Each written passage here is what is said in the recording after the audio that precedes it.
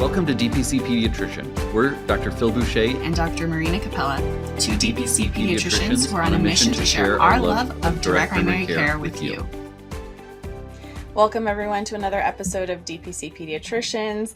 Today we're going to talk about meet and greets and specifically kind of debate the question of whether meet and greets are worth the effort. There are definitely some mixed opinions out there in the DPC pediatric community about this question. I would say probably from my experience, most pediatricians I know do some sort of screening process. And the meet and greet is one of those ways to kind of screen families to make sure that they're a good fit for your practice and for your personality and for your style of practicing medicine. So Phil, start me out. Do you do meet and greets? And if so, or if not, how do you justify that decision? Because it is a time suck. It is a time suck.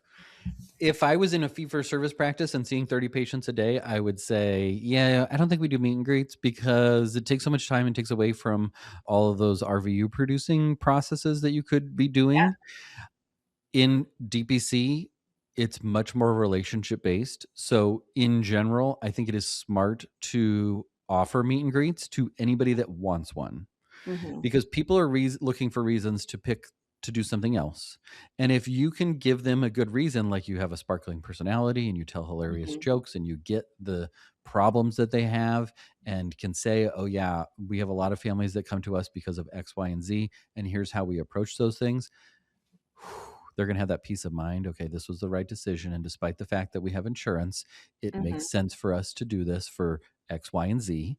And so in general, I think that meet and greets are a really important tool, especially with getting people that might not be as familiar with it off the fence and to help them work through that know, like, trust, need kind of journey that patients are when they're finding you. They find you on the website. I don't know, is this a real thing? I'm going to call. I'm going to look at their website. I'm going to figure out if it's a real thing.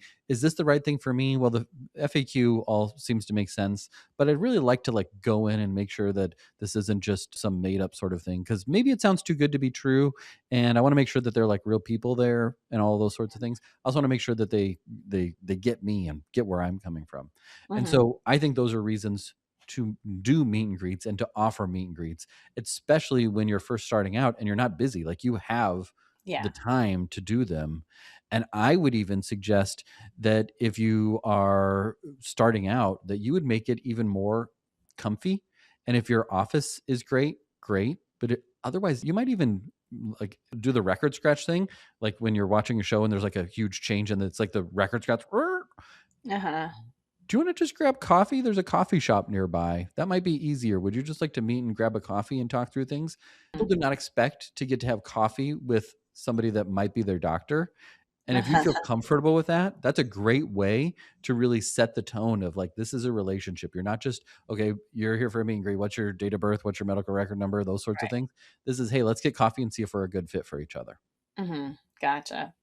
So you do meet and greets for anyone who wants them, but kind of reading between the lines, not everybody necessarily wants them. And so some people just sign up and never have a meet and greet, right? Yes. What % of the parents kind of enrolling in the last year or so have wanted meet and greets? I'm curious. I would say now that we have a established name in the community and presence and people kind of know how it works and have friends that have done it or are members in our practice, the number that want a meet and greet continues to drop. Nice. Usually for new parents, expecting their first child, they still want to meet and greet. But if they have 3 or 4 kids, they've already been burnt out by the other practice in town or the other practices in town. They already know. They're familiar enough with it. They've done the math. They've read the FAQs, and they just have decided this is for them. Yeah. And so my approach is, it's not required to do a meet and greet, but it's offered, and you can do it or you cannot do it depending on your comfort level. Yeah, I offer meet and greets for expectant parents, and typically the ones that are coming and want that are having their first baby, which is totally understandable, right? First baby syndrome, you do all the research, you get all the things you know. Well, and some blog or book told them go meet your potential pediatrician. Exactly. So they're primed for that. So it'd be weird if they're like, no, we don't do those. You either sign up or you don't. I agree. And I think it's a lovely opportunity. I really enjoy those meet and greets, those expectant parents, because it's there's so much anxiety of like the unknown for them, and to just Totally. like meet their pediatrician and have that vibe of like, oh, okay, you seem great, you seem like a good fit, like we can text you, oh, that's amazing, right? That's just peace of mind for them. So I love those. And I would say, like, I don't think I've ever had a, well, I think only one time have they not joined, and it was Yeah. because the baby ended up in the NICU and it became more complicated than they expected, and they ended up, I think, because of the finances, really reevaluated.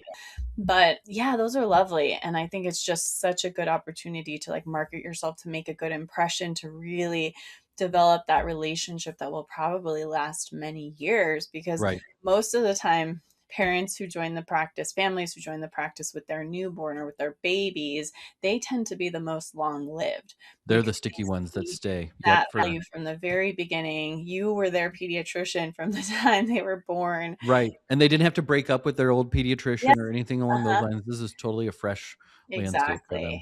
Yeah, and usually most of us have those tiers. So as they get older, the price goes down, and Right. it's hard to say goodbye to the pediatrician that has known your baby since they were born, right? However, so I do that for expectant parents. I don't offer them for just anyone. Okay. For me personally, I just felt like I didn't, my time was too valuable to be doing that for everyone. However, in the beginning, I was essentially doing a meet and greet for the first couple of years, because I was the one taking the phone calls from interested new Right. families. And so essentially they were getting like a 5 or 10 minute phone conversation with me, which was essentially a meet and greet of sorts. It was just via phone call instead of coming into the office. Yeah. And I would say that that was a good way to still establish that relationship, get their questions answered in the beginning, and Right. then they can make the decision based on that phone call. So that's Well, something that you and can do. imagine that this parent calls and they've called 3 offices in town and they're expecting to have to leave a voicemail. They're expecting, yeah, he can see you for a meet and greet in 6 weeks at 3:45 on Friday, and that's his only time available. Yeah. And then they call your office and you answer the phone Mhm. and you're like, "Well, you can come in, but do you just wanna chat right now? What are you looking for?" Yeah. Totally different experience, Mhm. and just the peace of mind of, wait, they answer the phone, and it's not Yeah. 17 layers, and it's not push 2 and leave a voicemail. Right. It's my doctor literally answered the phone Uh-huh. just willy-nilly. I wasn't They didn't know I was calling, but Right. she answered the phone, and so just establishing that as the initial experience. And I think Absolutely. even if you're doing meet and greets, like, you're going to have much more availability than the other practices in town, and that's going to be their first experience of, well, they told me they could see me in 2 months, but this doctor can get me in next Thursday after work. Sold. Yeah, exactly. Yeah. I will say that for those of you who are maybe listening and just exploring the option of DPC, and you're thinking, oh my gosh, I have to answer the phone forever, that may not sound as appealing. So, no, I'll tell you kind of how I shifted. I was doing that for the first couple of years, and then I got busy enough. I now have a virtual assistant. She doesn't even live here, she lives in another state, but she's wonderful. She's also bilingual, which was important to me. She was a young mom with kids and wanted a part-time job, and she's been wonderful as my kind of Right. membership management virtual assistant. So all of those phone inquiries and website inquiries and everything get funneled through her, and I've given her permission to schedule those newborns for an in-person meet and greet.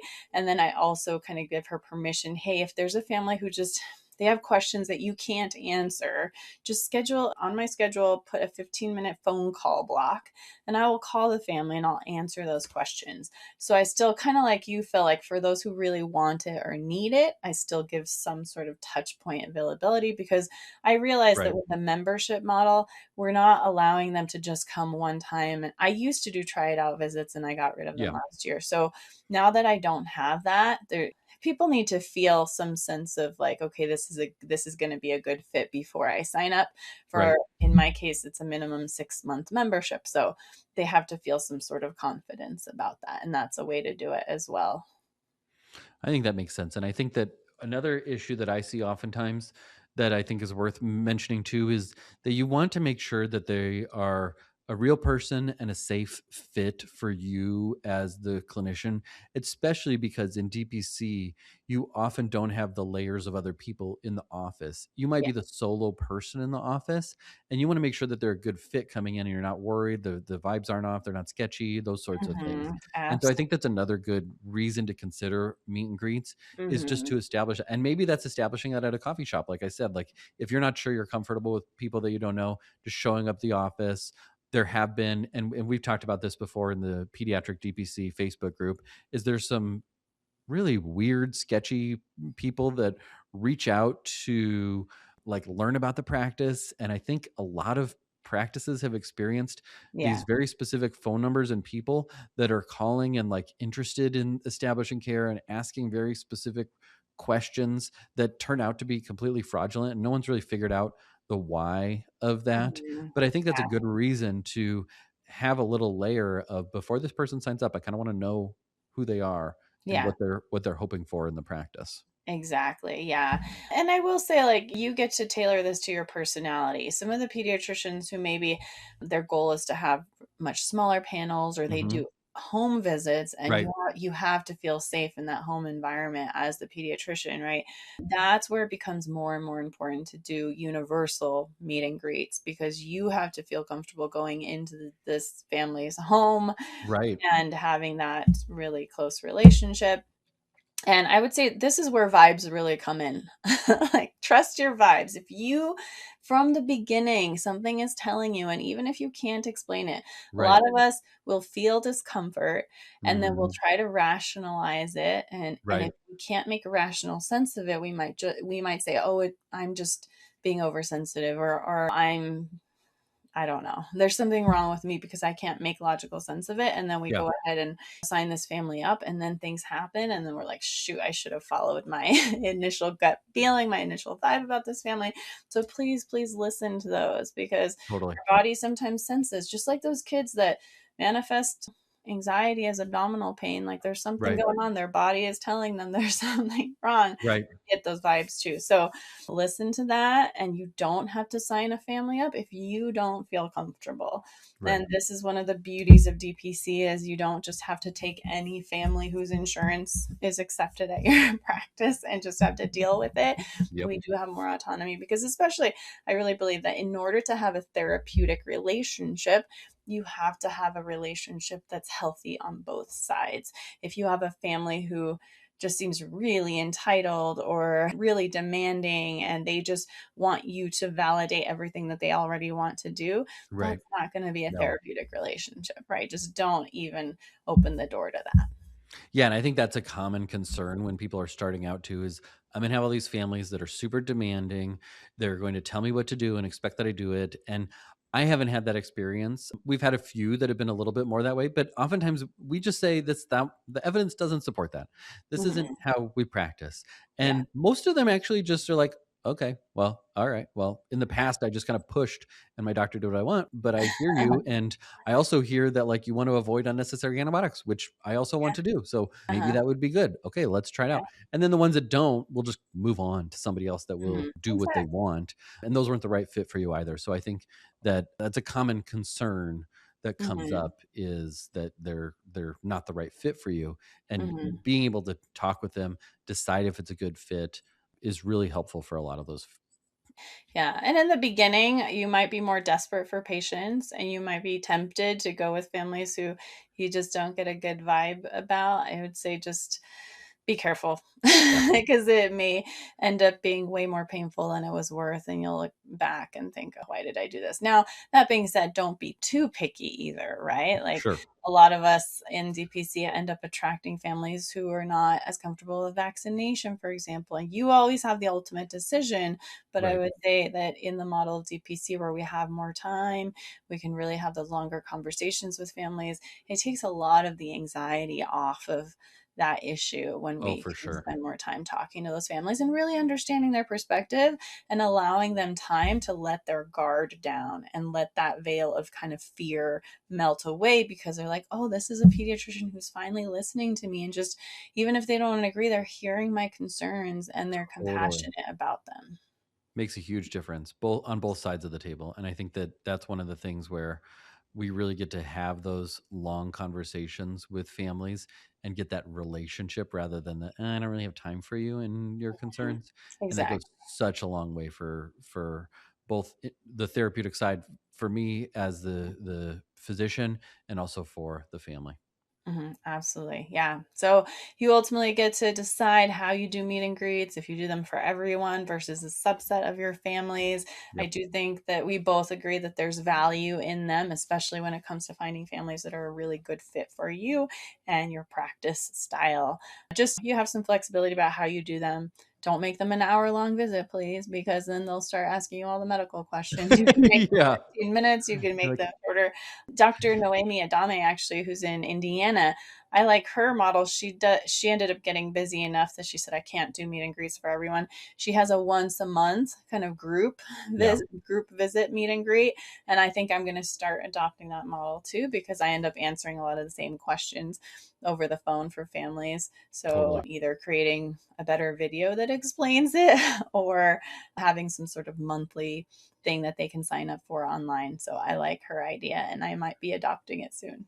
Well, I love that too. And the one thing that I was going to add that I had forgotten to mention earlier too is I think one of the fears is that somebody books a meet and greet and they come in and you do the song and dance of like, tell me about your baby and pregnancy and blah, blah, blah, blah, blah. And then you get to the end and they say, what insurance do you take? Yeah. And you're like, did you not read the website? Yeah. And that can happen. And so what you want to do is protect against that Yeah. by making sure that throughout the process that they understand that your practice is direct primary care and what that actually means so Mhm. that there's I had no idea. You Yeah. don't take Blue Cross Blue Shield? And then here's what inevitably happens is if both parents are there, the husband says, "What are we doing here?" Yeah. When you get that, like that is just so classic. And so you want to prevent that by, if you can, after they book the appointment, maybe reach out and say, hey, looking forward to seeing you guys next week. Here's a little bit more about my practice, and send them back to the FAQ page on your website or send them to your Instagram or wherever you can send them so that they can let it sink in over and over again that you do not take insurance, that they can use their insurance for blah, blah, blah. But this is a direct primary care practice so Yeah. that no one is surprised. And the Exactly. dream is they come in for their meet and greet and they say, I already know everything about your practice. I know the costs. I know these sorts of things. I just wanted to make sure that you're a real person and that your jokes are funny and that you get me and my problems. And I'm ready to sign up right now. Like that is the dream of a meet and greet. It's not a bunch of questions where you're like, this is on the website. How do you not know this? It's Yeah. Exactly. getting to start that relationship because they already know you and you might know a little bit about them, but they know how your practice works. Yeah. Speaking of that, great point. Like it's hard to overstate that because people don't read websites. Apparently, I had in my first year practice a family who reached out and they were like, "Oh, we reviewed your website. I've seen your social media. We love your approach. We'd like to schedule." And so I made the mistake of assuming you'd read my website. That means Right. that I don't take insurance because it's very clearly stated on there, and my Right. pricing is very clear and transparent. And so I went ahead and I scheduled her, and then they show up and they start signing the little agreement with the the fees, and they're like, "Wait a minute." And then of course the wife looking at the husband's like, "Didn't you like Yep. why are we here?" What Like, are we doing here? That's what they all say. and then I couldn't see them and I felt terrible turning them away. So Yeah. you just don't make those mistakes that we've made because it's painful, and just make sure that you're clear about that. All right. Well, hopefully this has been enlightening for you making your decision about whether to do meet and greets or not. And not just about whether to start out doing them, but also understanding that you can shift how you do them, how often you do them, and the style of doing them over time as your time maybe becomes more limited. You get busier. You don't have to do it for everyone forever if you don't want to. So, all right, everyone, until next time.